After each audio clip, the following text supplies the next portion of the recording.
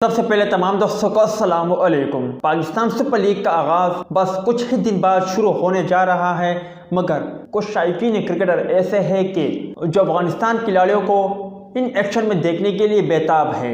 मगर राशिद खान के हवाले से अब ऐसी खबर सामने आई है कि जानकर आप भी दुखी हो जाएंगे। वीडियो की तफसील में जाने से पहले इस वीडियो को लाइक करें और कमेंट सेक्शन में आप 22 अपडेट के मुताबिक अपनी राय के इजहार जरूर करें। अफगानिस्तान के leg spinner Rashid Khan PSL 6 में महज 2 मैचेस में इन एक्शन होंगे। मीडिया रिपोर्ट्स के मुताबिक अफगानिस्तान और जिम्बाब्वे के माबेन 2 मार्च से 2 टेस्ट मैचेस की सीरीज शेड्यूल है और राशिद खान PSL में लाहौर कलंदर की जानिब से सिर्फ पहले 2 मैचेस खेलकर कौमी टीम को ज्वाइन करने के लिए वतन वापस रवाना हो जाएंगे। याद रहे कि एक इंटरव्यू में लेग स्पिनर का कहना था कि वो कराची किंग के बल्लेबाज बाबर आजम को इस वक्त दुनिया के टॉप 5 बल्लेबाजों में शामिल करते हैं। राशिद खान ने कहा कि बाबर आजम ने तीनों फॉर्मेट में पिछले 4 या 5 सालों में जिस तरह की परफॉर्मेंस दी है, उसके बाद उनका शुमार दुनिया के टॉप 5 बल्लेबाजों में होता है। राशिद खान का कहना था कि वो दुनिया के बेहतरीन खिलाड़ियों को बॉलिंग करने के लिए चैलेंज से लुत्फ अंदोज होते हैं।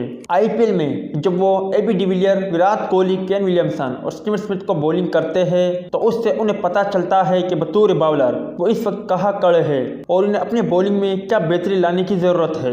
राशिद खान के मुताबिक उन्होंने एशिया कप में बाबर आजम के खिलाफ और CPL में गयाना अमेजोन वॉरियर के लिए उनके साथ भी खेला, लिहाजा वो दोनों अच्छे दोस्त भी हैं। राशिद खान ने कहा कि मुझे शाहिद खान अफरीदी के साथ क्रिकेट पर गुफ्तगू के लिए ज़्यादा वक्त नहीं मिला। मैंने उसके साथ सिर्फ 1 मैच खेला। उम्मीद है कि PSL में उसके साथ कुछ वक्त गुजारूंगा और उनके तजुर्बे से सीखूंगा।